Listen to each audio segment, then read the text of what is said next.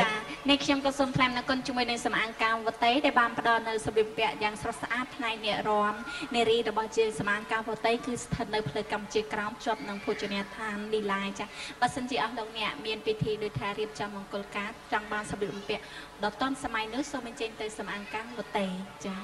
បាទលោកស្រីប្រិមត្តទស្សនិកជនបាទឥឡូវនេះសូមជួបជាមួយនឹងតារាចម្រៀងរបស់យើងពីរដួងទៀតដែលជាតារាកិត្តិយសហើយក៏ជាបទចុងក្រោយសម្រាប់តារាកិត្តិយសផងដែរបាទគឺតម្រូវទៅលើលោកគង់ចន្ទថានិងកញ្ញាទូសុនិចបានបកស្រាយនៅបទរួមគ្នាមានចំណងជើងថាជួយបង្រៀនរាំចាជួយបង្រៀនរាំចាគឺចង្វាក់ឆាឆាឆាបាទមិនដឹងថាតើទឹកដមសំនៀងអ្នកបរទេសជាមួយនឹងកម្ពុជាអ្នកចម្រៀងរបស់យើងថាតើច្រៀងពីរោះដល់កម្រិតណាសូមសម្លេងស្វាគមន៍ខ្លាំងៗជូនដល់តារាកិត្តិយសរបស់យើងផងបាទសូមអញ្ជើញបាទ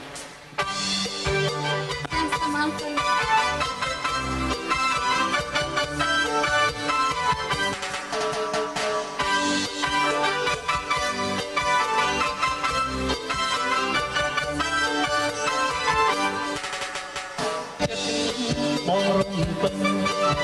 កំលឹងឃើញតែរូបជីវ៉ាអូនរំសោះចិត្តសំក្រៃណានឹងរំតែរៀងអង្គុយស្ងៀមជួយសំឡេងតែមិនបាយបងបើតែបងមករងគឺហើ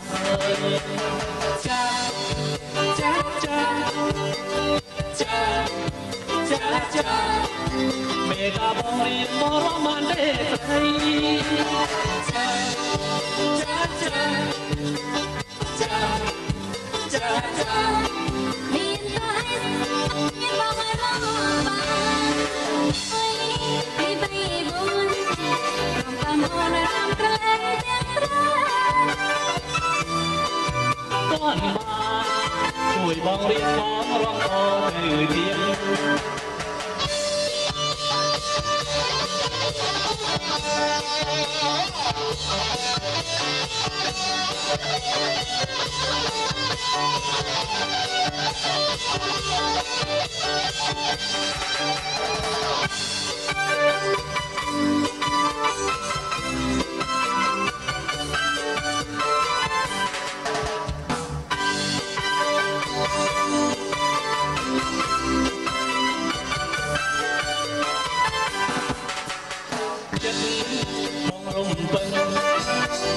លឹងឃើញតែរូបជីវ៉ាអូនរំសោះហា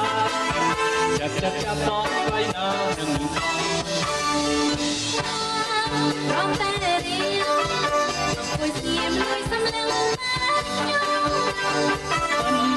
បាយបងបើចេះរំបងឡើងរងទៅហើយចាចាចាចាមានต้องเรียน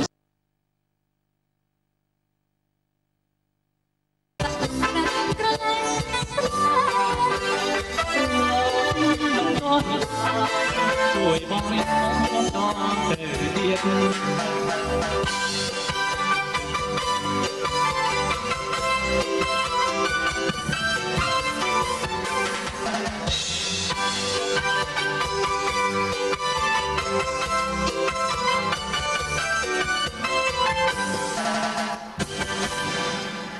សូមអរគុណសូមអរគុណសូមអរគុណប៉ុន្តែមីក្រូហ្វូនដូចរៀងរអាក់រអួលបន្តិចខ្ញុំសូមអភ័យទោសបើសិនជាមានការខុសឆ្គងត្រង់ណាពីព្រោះថាខ្ញុំមិនមែនជាអ្នកសិល្បករហើយខ្ញុំក៏មិនមែនជាអ្នកចម្រៀងនៅប្រចាំប្រទេសអាល្លឺម៉ង់ឬក៏នៅខាងបារាំងឬខាងអង់គ្លេសទេក៏ប៉ុន្តែគ្រាន់ថាខ្ញុំឲ្យខ្ញុំជ្រាលជ្រៅហើយបើសិនជាមានការខុសឆ្គងក្នុងការច្រៀងពីព្រោះភ័យផងអីផងសពបែបយ៉ាងបាទខ្ញុំសូមថ្លែងអំណរគុណបាទមិនជាបញ្ហាអ្វីទេព្រោះថានេះគឺជាសន្តានចិត្តដ៏ប្រពៃព្រោះថាទោះបីយ៉ាងណាក៏បងអាចច្រៀងបានហើយច្រៀងបានគ្រាន់បានជាងខ្ញុំទៀតហើយជាកិត្តិយសណាស់បានកម្ពុជាតារាចម្រៀងបានបកស្រាយជាមួយទៀតអ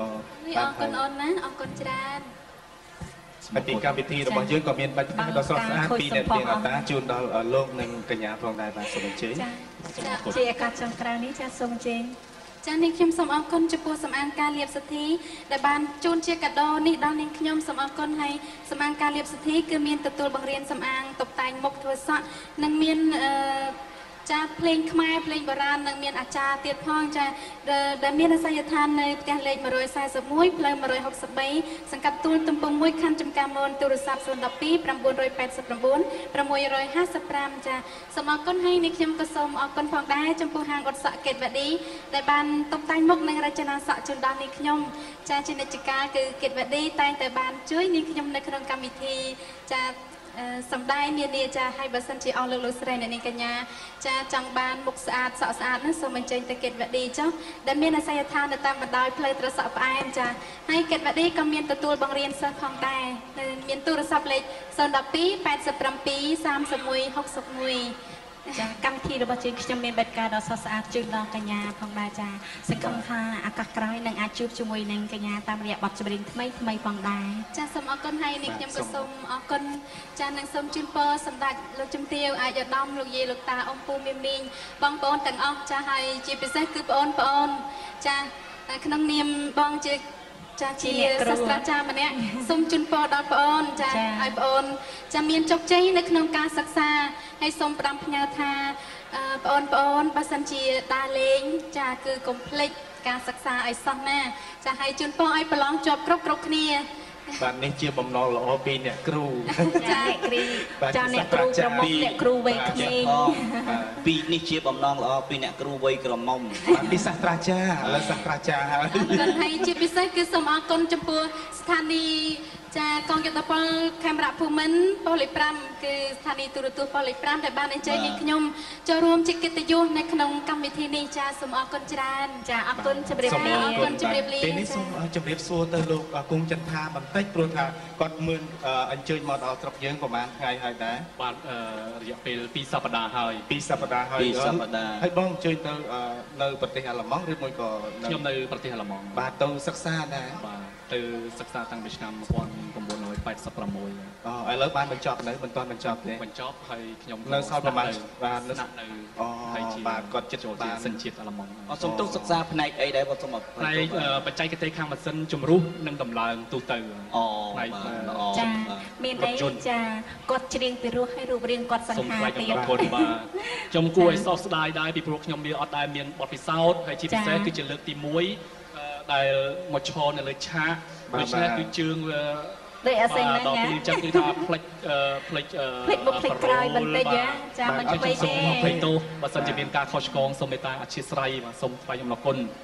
ចាអរគុណការជួយត្រឡប់ទៅវិញដែរនៅថ្ងៃទី28បាទដល់ក៏ពីកម្មវិធីរបស់យើងក៏សូមប្រសិទ្ធពរជ័យឲ្យបងសម្រេចជោគជ័យក្នុងជីវិតរបស់បងសូមអរគុណហើយនឹងធ្វើដំណើរជោគជ័យបាទសូមអរគុណច្រើនហើយជាពិសេសហ្នឹងពេលវិលត្រឡប់ទៅវិញសូមផ្ដាំផ្ញើការសួរទុកបាទពីសំណាក់ខ្ញុំបាទទាំងអស់គ្នានិងជាពលរដ្ឋខ្មែរទទួលបងប្អូនយើងនៅរស់នៅទឹកដីអាល្លឺម៉ង់នោះផងខ្មែរយើងរស់នៅនឹងច្រើនដែរបាទអរគុណច្រើនសូមអរគុណច្រើនសូមអរគុណសូមអរគុណ